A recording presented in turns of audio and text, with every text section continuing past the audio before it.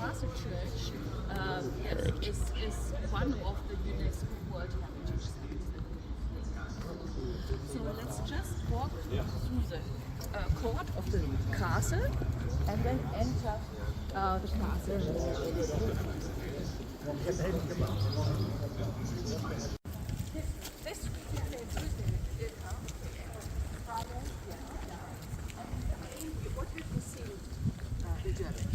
So we went to Berlin, and then we came here yesterday, did a little bit of walking on our own. Das ist alles. Only Berlin, but Berlin is big. Yes. There's a lot to see.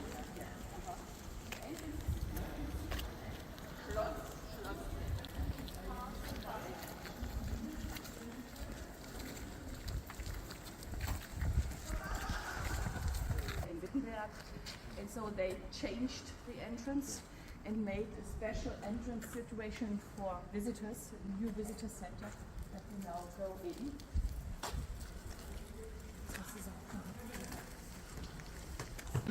From the family, the Wettin family, and he's buried in the castle. Chapel, let us say, it is not a chapel, it is really a church, yeah?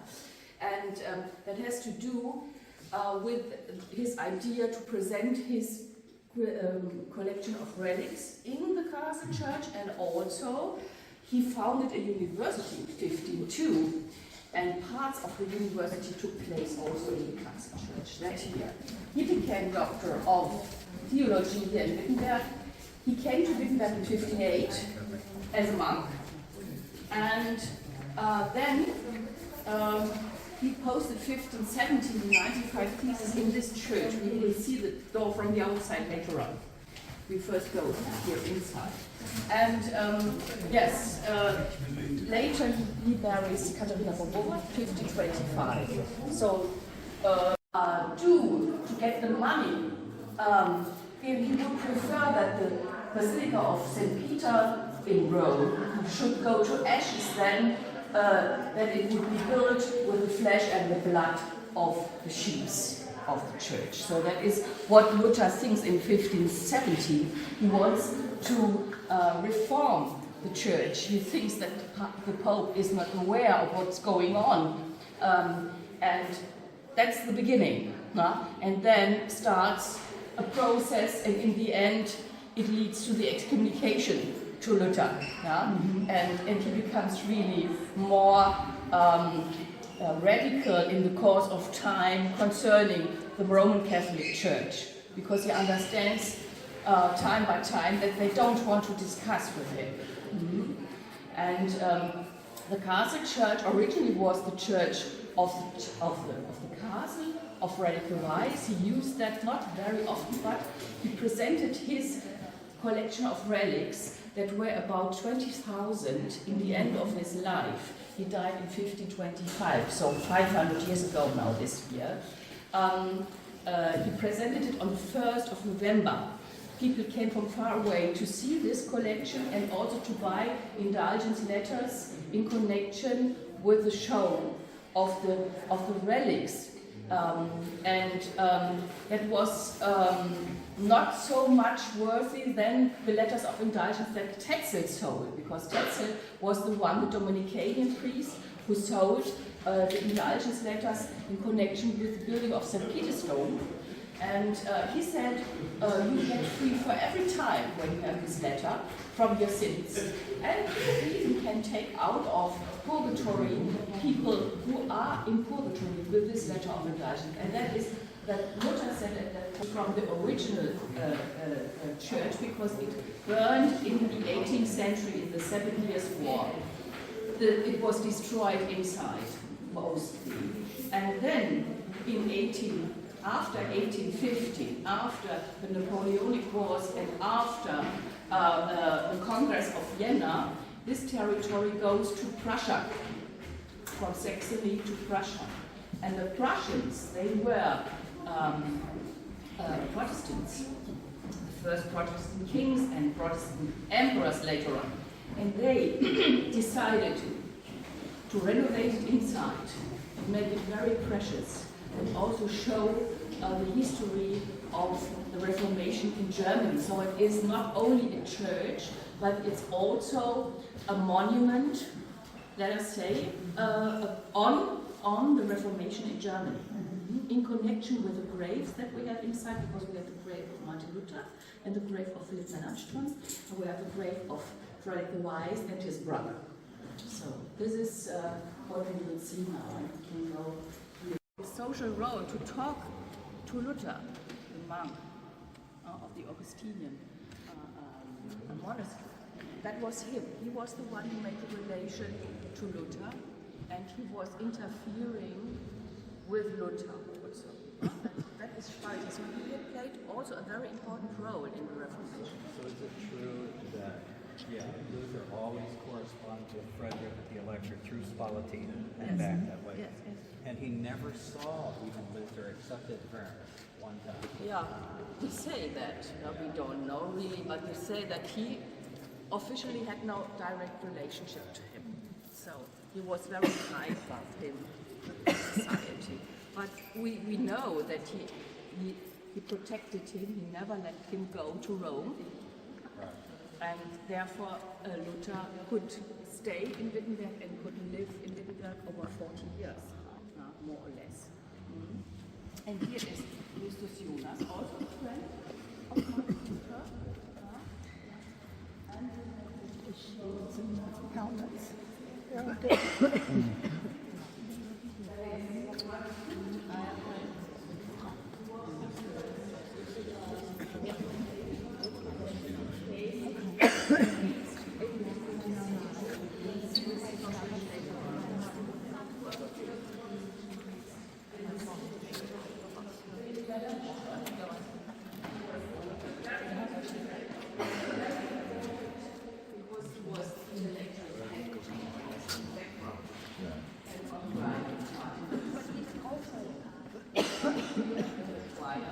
And the grave of both. You see, this is the grave of Philipp Melanchthon, and this is the grave of Martin Luther. And yesterday we had also a service outside in the court, and I think these flowers come from there.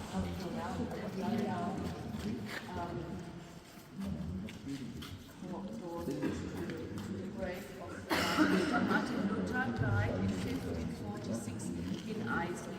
He was on the trip to Isley. And then he was brought to Wittenberg to be buried in the castle church. Why are those sarcophags so small? Huh? They are not royalty, that's right. They were both professors of the university, and originally this church was also used by the university as a hall for celebrations, for example. And most of the professors were buried here in the church, so those both also. And in the 19th century, when they made this inside new, was an architect who came from Berlin, Friedrich Adler, who did that. He was specialized on neo-historic architecture. So this is a neo-Gothic inside that we have here. And he had the idea they had the idea to put small sarcophags here only to mark the places where the two reformators, the former professors, lie.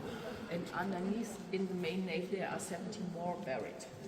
70 that we don't see anymore. Yeah? We don't know anymore who was buried there, but here, the one to indicate the most important ones, they lie here, under the ground. There are 70. Yes. And yes, you see now that light comes in, and you see those wonderful windows. The crucifixion scene, you see all the earth, sea, and on the other side, you see its ascension. Jesus Christ survived his death, going unto heaven, and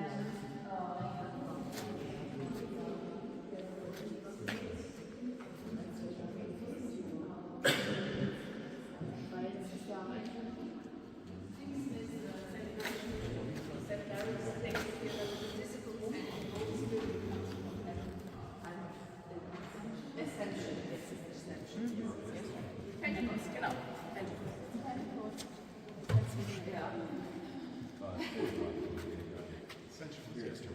Ja. Yeah. And this is yes, it's also the birth scene when the kings come to see the baby. And when the light comes in, the colors of the windows you can see in the wall. That's very beautiful. And there are other special windows that we have here that mark cities in Germany, all over Germany. You see names of cities. For example, here, Kemberg, you see this over there. It is written left above. That is where I live. Freiburg? Freiburg as well, yes. Tangermünde. Those cities were very early connected with the Reformation. They would have more windows. And what is original from the 16th century are those both epitaphs, here bronze epitaphs of Frederick Weiss, and both Duke electors here praying in. There was originally an altar, a painted altar piece by Albrecht Dürer that was here and was taken out. And this was then made in the 19th century in the center of Jesus Christ, going to people. On the left you have St. Peter, and on the right you have Paulus, because he was killed. You see there with the sword. Who is it on the right? Yes, he's the first. That's Jesus, and that's Paulus. Who is this? Paulus. Paul. Yes, because he was killed. Yeah, and here we have very precious one that shows Frederick Weiss. Frederick Weiss in the dress of the Duke Elector. And put it in the new painting. Yeah, it goes all over the whole church, and that is the idea it takes from this epitaph. I like it very much. Yeah, it's very high quality, and it is made by Peter Fischer. He was one of the best sculptors.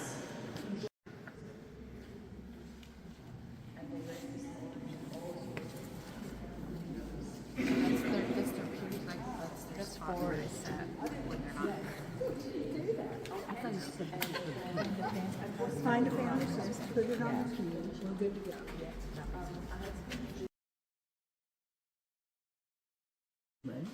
It was an international revolution, the Reformation, and therefore they added reformators from Europe. And you see there, for example, a reformator from Bohemia. There are two windows. They were made in 1980.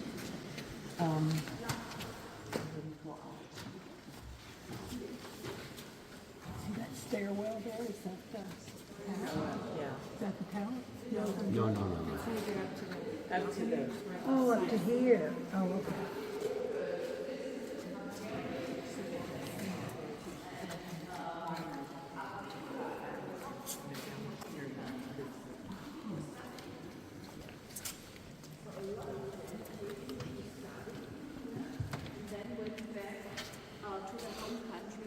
And brought new ideas there.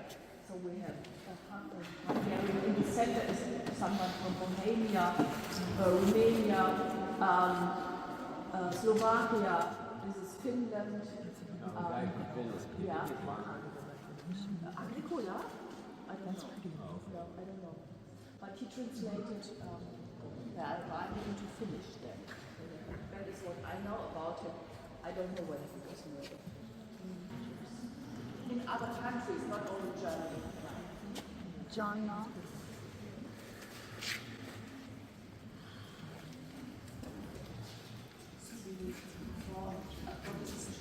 I don't know.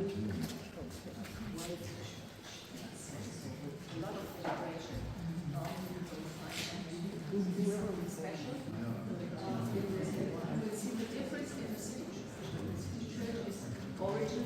the time of the Reformation in our world also, and that's very, very different. Okay. Are there any questions before we leave?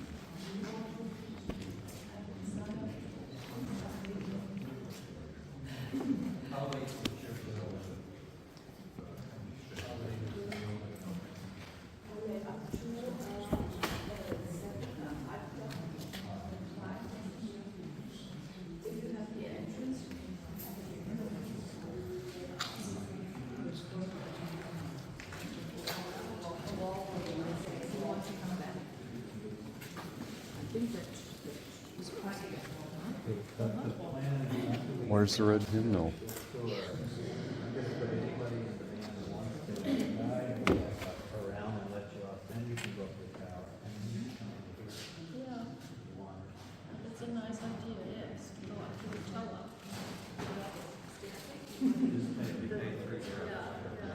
But the view is worse.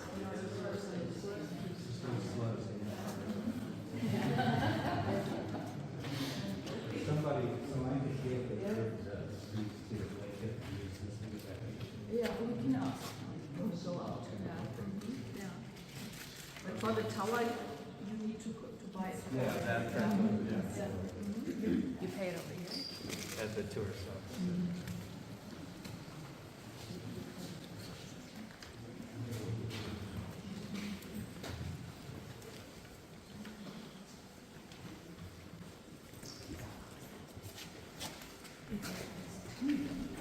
So it's stuck to memories of other people that were Picture of the inside of the church, how it looked like before it was destroyed. So you see, these two empty tubs were there, and they had also sitting furniture there. So the architect who made the new inside inspires himself from this. So that was the inspiration for him to make a new inside of the castle church. Here you have the two graves of the dukes in the choir, and that is a picture that comes from an artist, Siebenhaar. He lived in that is around 1730. That was before it was destroyed in the 18th century, and Friedrich Adler took this as inspiration to make the new vision of the inside of the church. So that's interesting to see that, no? That there is a difference, but not too much difference. And here, 1st of October, that is Reformation Day, and then this is put in the altar, that is made for the altar. You have seen the white altar, so that looks very precious then. It is taken out only for high celebration days, on Christmas, for example, on Easter, and on Reformation Day. Then we put it in the altar, and it is seen there. And she put the Luther rose here, the stitching. That is what she makes. She is an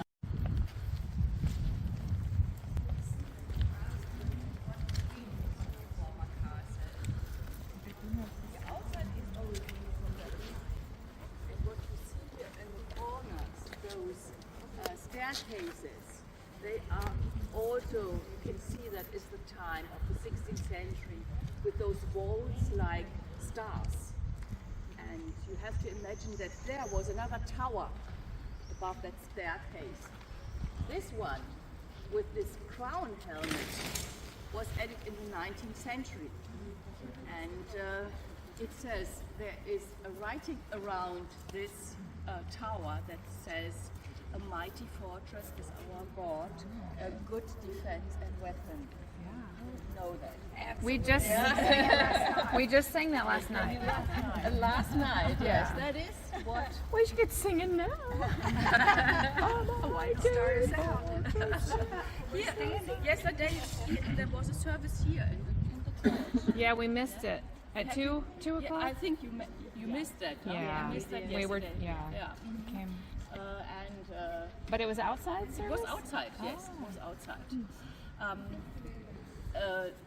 The castle now looks a little bit poorer because when originally it was built, it had different windows.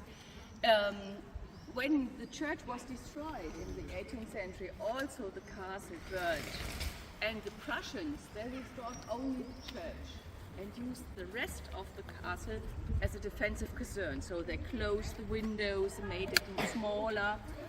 It was for military use then, and therefore all the precious decoration is no more existing. Yeah? And this tower was not rebuilt. Originally, Frederick the Wise had his rooms there in this tower, and we have now here, you see those windows are blind. Huh? This is the archive of the Reformatory Library that is in the castle now.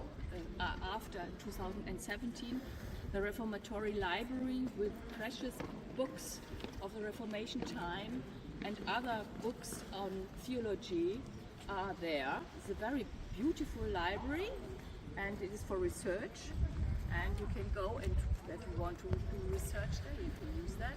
And the upper floor is a priest seminary that uses the rooms under the top of the former castle, and added was also this part. This is the modern wing that also is for the priest seminary. So young priests, after their university study, come here to make practice in preaching and developing their personality as priests. So they use this for the possibility to women to become diacons. They first became diacons, and later on they could become priests as well. It is named after Christine Burbeck. And this part of the former castle is nowadays a youth hostel. What did you say it's about? It is a youth hostel. Oh, okay. So it was renovated inside, a very modern now, and it's for groups. Yeah. When they come to the evening, they go there. So we found those very interesting. With the signs, yeah. Yeah. Yeah. That is also a sign of nobility.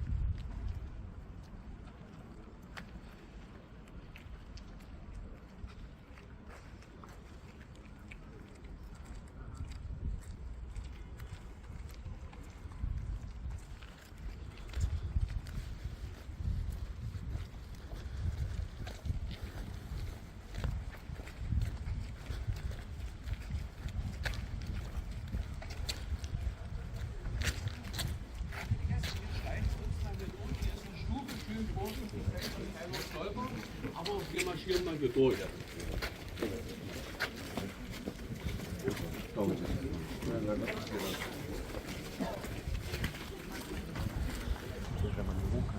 Ja, natürlich.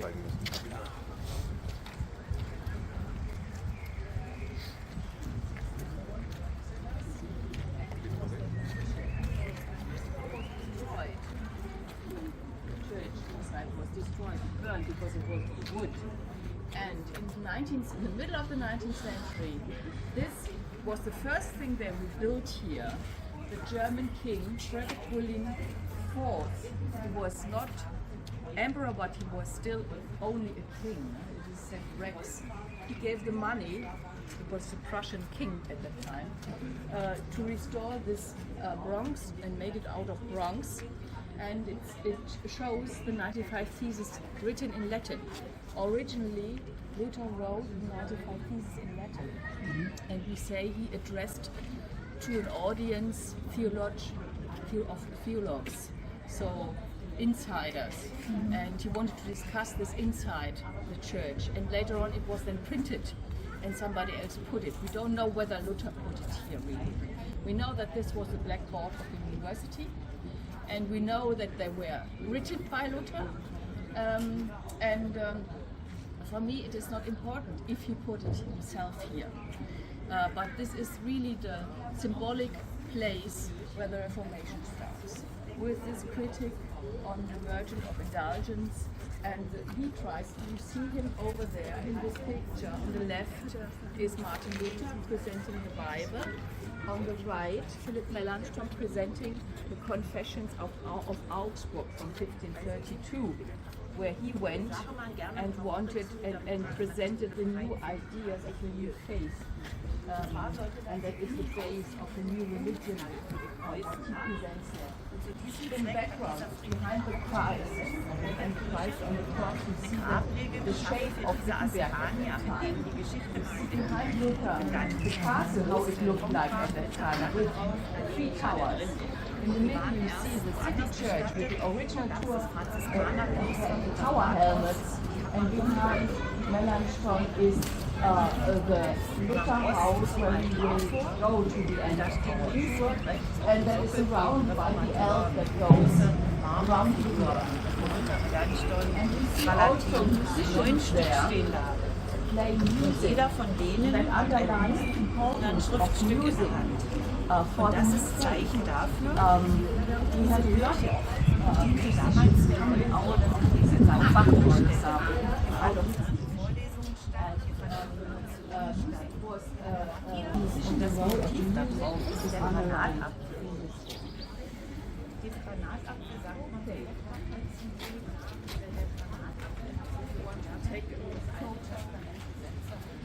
and then go now to the city church.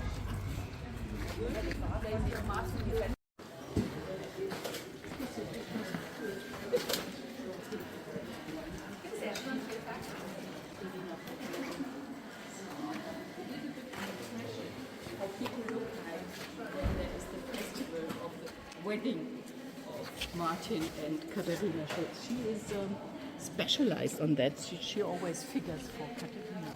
Yeah. So she does it for a lot of years. That's the famous altar piece. That's the altar piece, exactly, yes. Oh my goodness. And we are here in the Mother Church of the Reformation. That is to say, it is the church where Martin Luther preached most. Around 2,000 preachers he did here in this church. Every Sunday he came here, and his pulpit was there. It's no more existing in the church, but we will see it later on in the Augusteum. It now is part of the Museum of Reformation. It was taken away in the 18th century when all those empores were built. And also the pulpit was taken. That is a work of an Italian artist named Pozzi. He worked here in this region of Wittenberg and also in the Garden Kingdom of Wörlitz. And he added this structure here to make it possible for more people to sit in the church. No? This is the city church, and it is the church of the community of Wittenberg. Up to date, it is the church where most people who are Protestants go For the regular worship? To worship. It's Okay. more here than in the castle church. They have a greater community, and yes, it's more. And you see here around all those portraits of former priests that were here, Superintendenten, that were here working in this church. That they served for the church. We now go straight ahead in the choir. It's the time when also the baptism font was given to the community of the church by Frederick Weiss. When he became the new Duke Elector, he made that a present to the community of Wittenberg. And that baptism font is from the 15th century.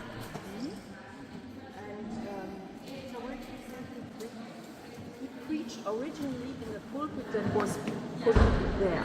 It was there. On this side? On this side, yeah. On this, Like the same? yeah. This didn't exist at the time. It was added later on, and they put away the original one because they made another decoration inside, and it was brought under the roof and forgotten. Oh, but he knew that he was still there. And in the 19th century, they rediscovered that pulpit and brought them to the museum. And therefore, it's only in part surviving, but you can see it later on in the Augusteum because it's in the exhibition. It's just interesting that it was on this side. What existing. And also in the altarpiece, you see in the lowest picture, you see Martin Luther preaching, also in a pulpit. That's also on the right side. What about the picture of The altarpiece. When you get up and and that's to the right of Jesus. Yes. When were these pews added? Pews. The seats? Benches. Also. You can go around here.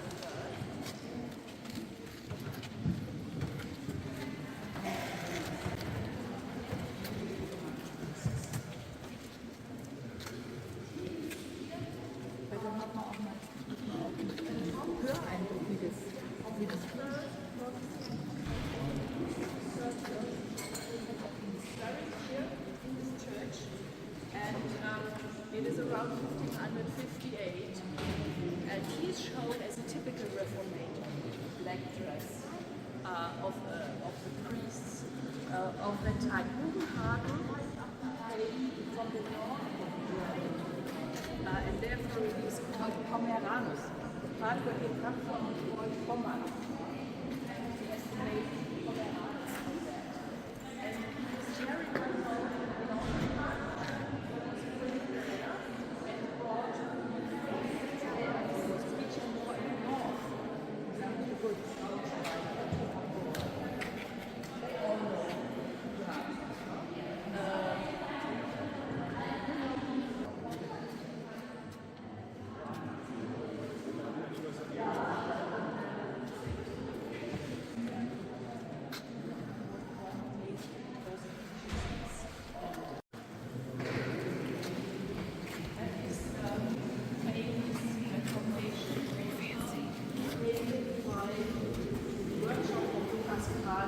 worked in Wittenberg. He was the court painter of Frederick Weiss. At that time, he was very important in painting altarpieces, also in painting portraits of the Reformators, and also of Frederick Weiss, for example. And this altar was Christ. And you see him here with a big pocket, gold pocket. And he looks very angry, so his face is not beautiful. Right? He looks like a bad person, his physiognomy, and also what he wears underlines that he is a sinner. So the color, that's the color of the sinner. Red and yellow. And Jesus Christ gives him something to eat. And he says in this moment, the one I feed now, he will betray me. That's in the Bible. And the other disciples, they are around him. And in between the disciples is Martin Luther. There is a portrait of Martin Luther. One, he takes something to drink. And is Luther, when he was at the Martin Castle, he changed his physical aspect. That's why they have a beard on Beard him. and let his hair grow so that people could not recognize him. And here he is under the disciples of Christ. And that's something strange first when you see that, because we know that with the Reformation they took out the altarpiece, painted all the paintings out of the church. And now we see 1547 they put another painted altarpiece inside, and there is a portrait of Martin Luther. What is that? The one with the beard For me, that's accepting the cup. it was very strange. And learn Yeah, about with the long beard. the Lutheran part, it's not so. They use pictures as well. The Calvinist tradition is something there that underline the importance of faith. So we know that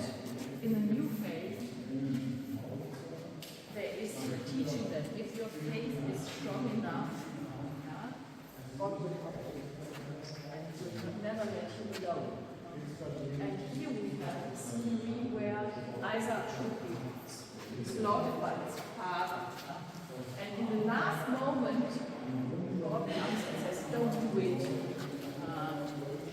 I know that you have deep faith in me, so you would have sacrificed your son, but I don't want it really. Yeah?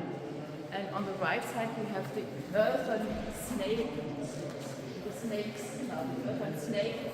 So if you believe in God, nothing can harm you, and the other snakes can't harm you. That is also a story from the Old Testament. And below, You have the sacrifice instead of the son. You have the goat is there, yeah. About the plants, they do it right. Luther is in between them. He's working the ground, and Philip Melanchthon is here at the front and brings water to the garden. And on the right, you see what they do. They do stones into the font, and they burn the garden. They really act so negative that the vineyard of God will be destroyed. So it's very black and white propaganda. It is of that time. Huh? It is of that time, and it is an epitaph dedicated to Paul Eber, who was the second Protestant priest in this church. And she was then, it was after the Holocaust, she worked it out with the time and Nazi time of the Nazi regiment, with the religious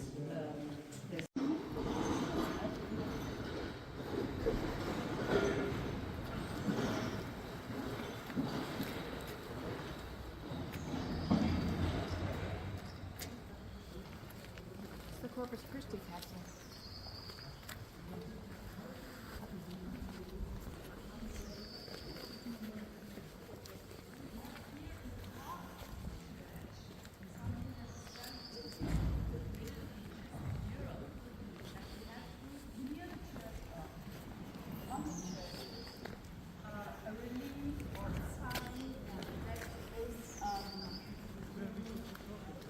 against Jews.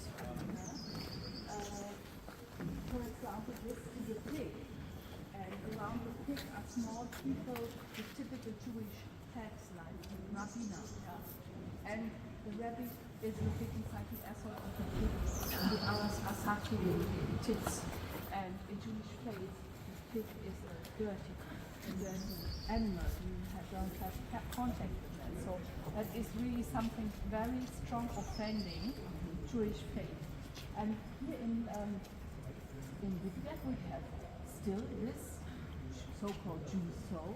In other churches in Germany as well, but very few because they were taken away when in course of time. But here we have it still, and there is a writing bubble that comes from the time after the death of Martin Luther, and it says Abische Torah. And also under the roof of the church, in Latin is written that this is the temple at the same time. This is the temple where Martin Luther preached all the time. And you know, Martin Luther in his late works, he was offending Jews as well. He did two books on offending Jews that were afterwards used also by the Nazis for their ideology. So that is a bad part of Luther's history. And what did the people of Wittenberg do? In 1988, that was still the GDR, and the community of the city church, they said we can't leave it like that, we have to comment that. And they put here on the ground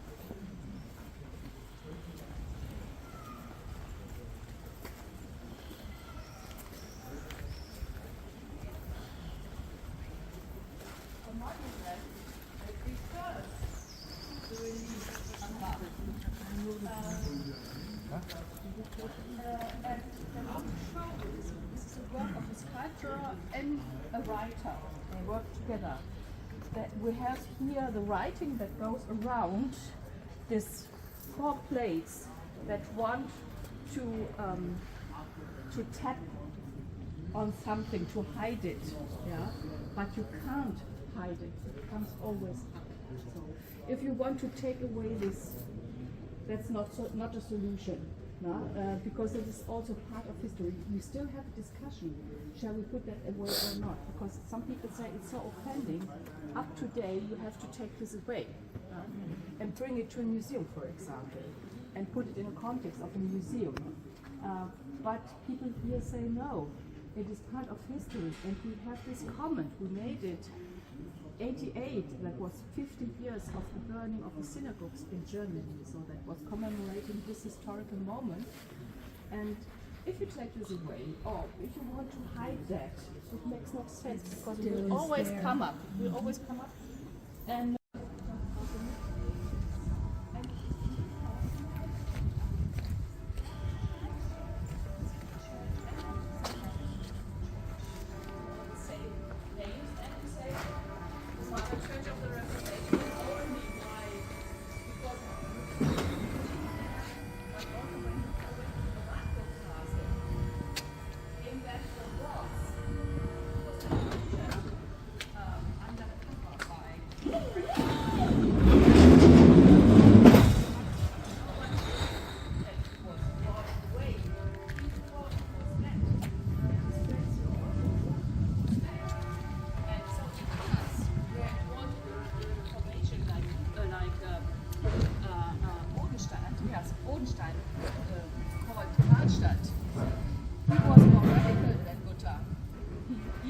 against the pictures in the churches, to take them out, destroy them.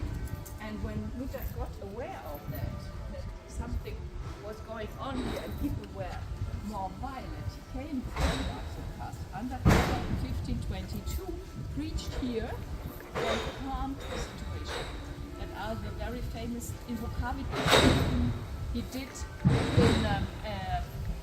in Easter time in 1522 to calm the situation and talk to the people and say, you can't achieve everything at once. You have to be more patient and calm the situation. So the people knew he was still alive, went back to Abad because they did at the end of 1522. With the Reformation, the university is growing. It starts with 400 students, and in the middle of the 16th century they have 2,000 students. Wow. So that's really explosive. Yeah? And also a lot of students went around here and they needed to find spaces where they could live. It was not so easy because they had 2,000 inhabitants and 2,000 students, half and a half. And Wittenberg became richer with the students, with the university. They decided we will have a new town hall and built this town hall at that time. You see those typical windows, we say curtain frame windows, it is like curtains, yeah? You see that there. And the roof is very tall and very big because it was also a store for corn. Oh, underneath? Underneath, they stored corn for bad times. And Grain bin. And the portal, the judgment portal, was added at least.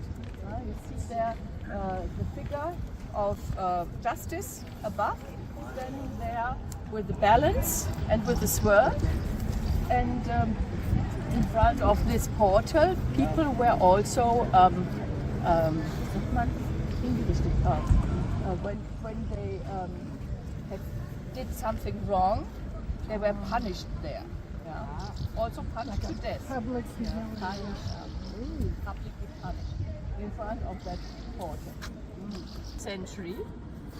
So we go back to the history when Prussia becomes a new regiment here.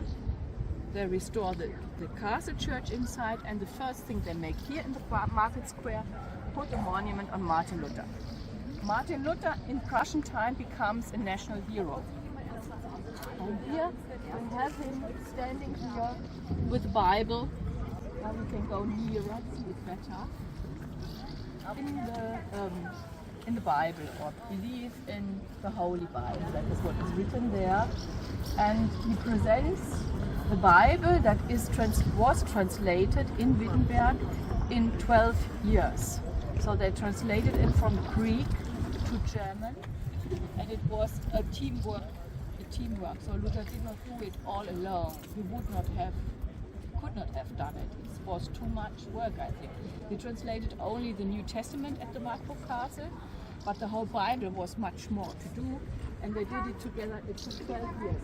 So he presents here the Bible, and there is Philipp Melanchthon. That monument was added then 40 years later. The first was hidden here, but they tried to show them equal. So the monuments look very the same, and that is the interest to show him equal to Luther, because he was very important also for the University of Wittenberg. He was more important than Luther, let us say.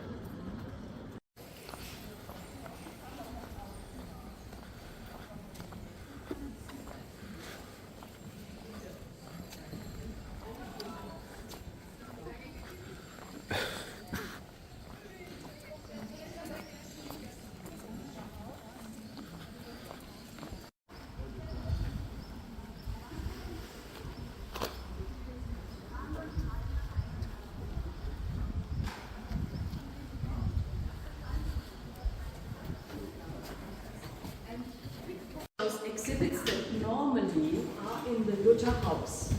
So it's only a small part of the exhibition that we have normally in Luther. For example, here we have the dress of Martin Luther. And it is combined with askese, that means asceticism, a consequent decision. When I make a translating the Bible and finding the right words for the people to understand, but he was also a composer.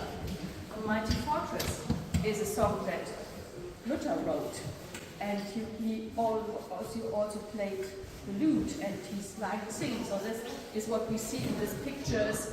Luther as the musician, also teaching his own children to sing. And here this song from 1533, the people when they went to the service, they all had such a small book.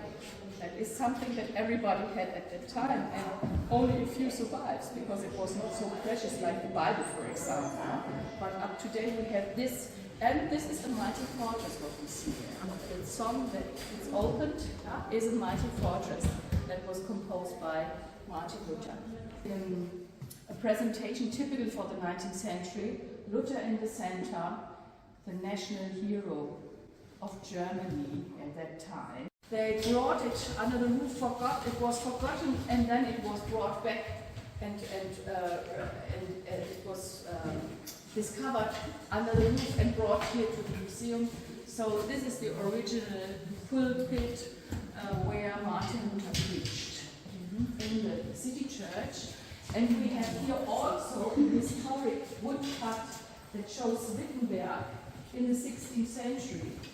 From Michael Wohlgemuth, that is an artist of the Renaissance time. You see how beautiful the castle was originally. You see here the city church, and also here the Augustinian cloister and the Elbe with the bridge over the Elbe that was also built by Frederick the Wise. So he made Wittenberg his residence town. He invested in 1534.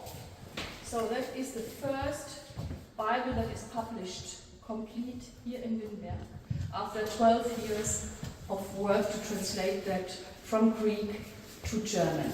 And it was the Greek version of the Bible that came out at that time by Erasmus von Rotterdam, who was a humanist.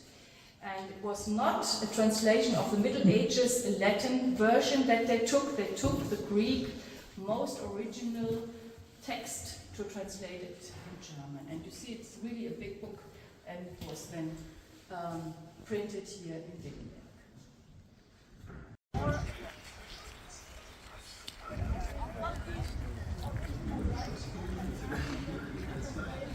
Seit dem Ende des 14. Jahrhunderts soll das stiftgenannte Gebirgsteil Ernstfall in kurölzischen Verwaltung beherrschen.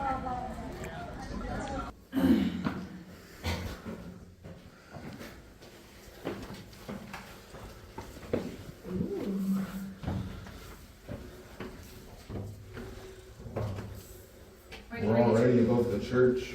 Can I get your picture somehow? What? Dude, in that window. Well, just, where's Jacob? There's a good view right there. Yeah, right there. Yeah.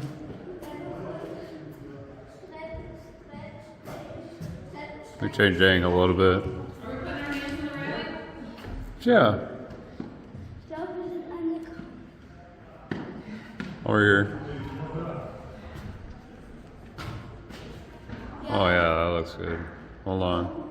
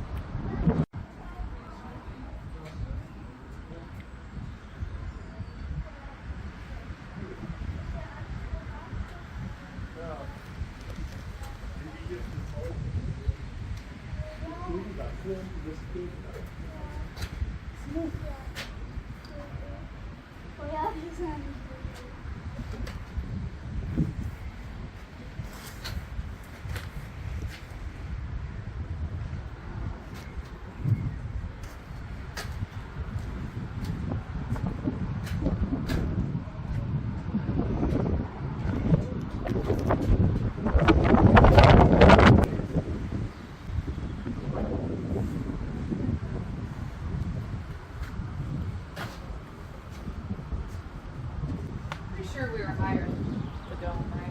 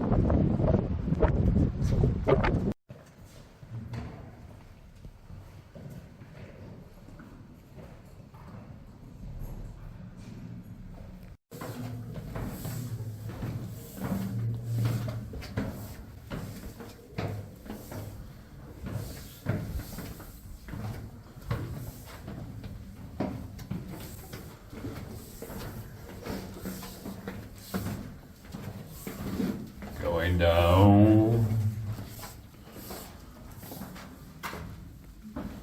Ciao. Oh, almost missed that stuff. Somebody's after us.